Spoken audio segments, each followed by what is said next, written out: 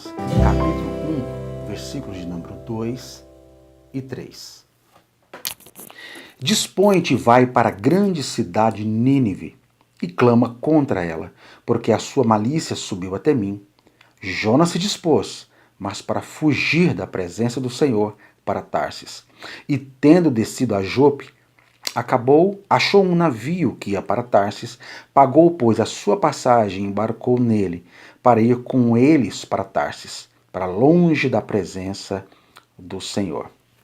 Aqui a gente começa com uma história belíssima, por sinal muito engraçada e por sinal muito irônica, de um homem, de um simples homem, mas um homem escolhido por Deus, um profeta, chamado profeta Jonas, ou a chamada história vulgo que caiu na boca da baleia, né, o peixe grande. Mas o fato é que esse homem era um homem que estava em rota de colisão com o seu próprio chamado. Fora chamado por Deus para ir para a grande cidade Nínive, onde tinha milhares de pessoas, a fim de apregoar ali a palavra de Deus, a fim de dar uma palavra profética para que aquele povo se arrependesse. O fato é que esse camarada não estava disposto a fazer. O cara tomou o navio para o sentido totalmente contrário, para o sentido oposto, e achava que de alguma maneira aquela cidade seria um grande empecilho à própria história de Israel. Por isso ele se embruteceu e por isso não queria obedecer o chamado. Então um camarada que estava em rota de colisão. Quero levá-lo para um texto para te mostrar o primeiro ponto aqui desse nosso vídeo. Tá aqui no nosso capítulo de número 4 deste texto, onde diz o seguinte: por isso me adiantei fugindo para Tarsis, pois sabia que és Deus clemente. Olha a expressão, pois sabia que és Deus clemente e misericordioso e tardio para irar-se, e grande em benignidade, e que te arrependes do mal. Uma coisa muito importante aqui é o seguinte, que conhecer a graça de Deus, conhecer o conceito da misericórdia de Deus, quando essas coisas, simplesmente conhecê-lo no plano conceitual, não é o suficiente.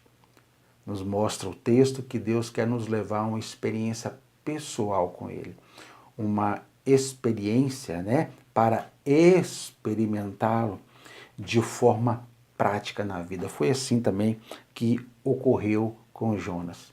Então, quem sabe Deus também quer te levar para uma experiência pessoal com Ele, de andança, de caminhar nas coisas simples da vida. E nesses processos de que Deus quer nos falar e também através destes momentos, assim como foi com Jonas, a partir de tentar elevá-lo a um nível de experiência para além do conceito de graça e de misericórdia, acontece um outro fenômeno aqui no texto, lá no finalzinho do capítulo 4, quando ele diz assim, então fez o Senhor Deus nascer uma planta que subiu por cima de Jonas para que fizesse sombra sobre a sua cabeça, a fim de livrá-lo do seu desconforto. Olha que coisa bacana. Então, uma das coisas que a gente pode aprender aqui nesse texto é que Deus, quando Ele também quer nos falar, Ele usa coisas simples, não só da natureza, mas coisas que são simples da vida. Então, a gente pode se perguntar se Deus não está colocando no meu e no seu caminho coisas muito simples para nos fazer ouvir, para nos tirar do nosso embrutecimento da vida, nos tirar desse filtro apenas religioso que nos impede de ver a vida no seu locus, na sua existência, na sua simplicidade. Olha que depois que ele ficou ali vários dias dentro da barriga do peixe grande, após ele orar, veio segunda vez a palavra profética de Deus a ele, mandando que ele voltasse lá para Nínive. Então o texto falou que ele foi, que dessa vez ele se dispôs, mas para ir, ele foi, pregou, e logo depois disso o cara já ficou com raiva. E Deus tentando fazê-lo compreender que a vida passa por coisas muito simples e que Deus quer nos tirar do nosso embrutecimento, nos levando para reconhecer através de coisas muito simples na vida como fazer nascer uma árvore. O texto vai dizer aí no versículo de número 6 que fez nascer uma árvore. Então vai uma palavra para mim e para você. Possivelmente Deus está fazendo nascer na sua vida muitas circunstâncias a fim de fazer você escutar. E quando Deus quer nos falar, Ele faz nascer várias circunstâncias para que a gente possa escutar também a sua voz. Nesse sentido, o tanto que é interessante naquele texto que eu li para você agora há pouco, de que o fato de que o Jonas sabia que Deus era assim. Ou seja, ele era um profeta chamado do círculo religioso e conhecia Deus na sua essência conceitual da graça e da misericórdia, mas mesmo ele imbuído de um projeto político, ideológico com relação ao favorecimento da nação de Israel, não queria que pregasse e não queria que Deus salvasse Nínive. E ele então ficou bicudo e ficou ali, mesmo depois de tudo isso, mesmo depois de pregar, mesmo depois que Deus viu que Deus abençoou e salvou aquela nação, ele fica de bico para saber o que ia acontecer ali. Deus coloca a planta para tirar o desconforto do camarada, do bicudo Jonas, né? Do maluco Jonas. E agora aqui a gente entra no nosso terceiro ponto, que mesmo estando embrutecidos, mesmo estando brutos na vida por um filtro religioso muito forte, não nos apercebendo da vida, da parte concreta da vida, mesmo sabendo que esse senso de justiça próprio está ofuscando a beleza daquilo que Deus quer nos falar. É isso que esse texto vai mostrar. Esse capítulo 4, lá no versículo de número 9, diz assim: é razoável essa tua ira por causa da planta? Textos anteriores vai dizer que simplesmente Deus foi lá e consumiu a mesma planta. Mas o bonito achou muito complicado, né? Deus fulminar a planta. E Deus pergunta: ô Jonas, ô seu cabeçudo, Jonas, seu embrutecido, né? Seu rústico, a sua forma ignorante de perceber a vida, é razoável? Ou seja, faz sentido? Tem algum sentido essa sua raiva, né? Esse seu ficar bicudo por causa de uma planta?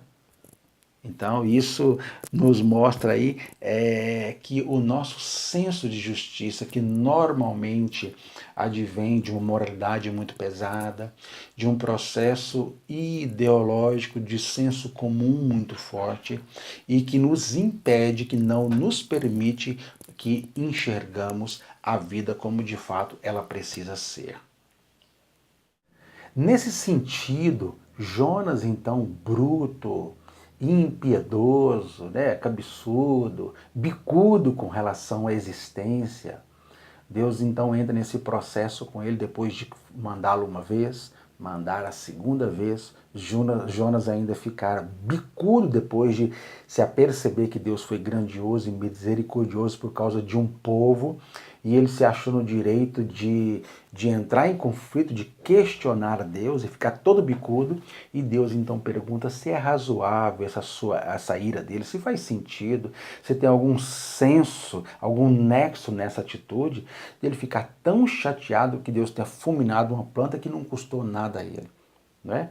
Nesse sentido, nós podemos partir aqui para o nosso versículo 11, diz: E não hei de eu ter compaixão da grande cidade Nínive, em que há mais de 120.000 pessoas que não sabem discernir entre a mão direita e a mão esquerda, e também muitos animais. Eu acho muito bacana essa lição prática aqui que Deus dá no profeta Jonas, que é para dizer para ele o seguinte: Jonas, há coisas muito mais importantes na vida do que o seu senso de justiça.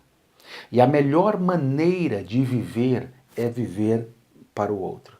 É viver em direção ao outro, e não em direção aos seus processos ideológicos, e não em direção ao seu senso comum, e não ao seu filtro, sabe? O seu filtro religioso que consegue filtrar somente as coisas que o seu senso comum permite. Quando Deus, através da palavra profética aqui, lá no versículo de número 2, capítulo 1, diz: dispõe-te e vai para a grande cidade. E no 3, Jonas se dispôs, mas para fugir da presença de Deus, então manda ele para cá, ele vai para o sul, ali, lá na Espanha. E no final você percebe que o próprio Jonas diz: por isso me adiantei fugindo para Tarsis, pois eu sabia que és Deus clemente e misericordioso. A grande ironia desse texto é que Jonas sabia disso tudo. Sabia, mas não queria assumir. Conhecia Deus num plano extremamente conceitual, mas não num plano vivencial. E isso nos dá grandes lições, né? Também que podemos percorrer grandes caminhadas com Deus sem de tudo experimentá-lo em coisas tão simples. Eu achei tão maravilhoso a maneira que esse texto termina, que Deus falando que você consegue dar moral para uma planta que não te custou nada e consegue esquecer 120 mil pessoas e os seus animais. Olha a compreensão e a leveza que Deus nos traz através dessa lição preciosa, através aqui de Jonas. As pessoas e os animais são mais importantes do que as nossas concepções religiosas. Então, a partir desse vídeo, acho que tem ficado um pouco mais claro para mim e para você. Quando Deus quer nos falar, Deus nos traz circunstâncias muito simples, como um vento calmoso, uma sombra de uma árvore, pessoas pecadoras com seus animais, são muito mais importantes do que simplesmente concepções religiosas que enfeiam a vida e a ideia de Deus. Abraço, faça o bem para as pessoas.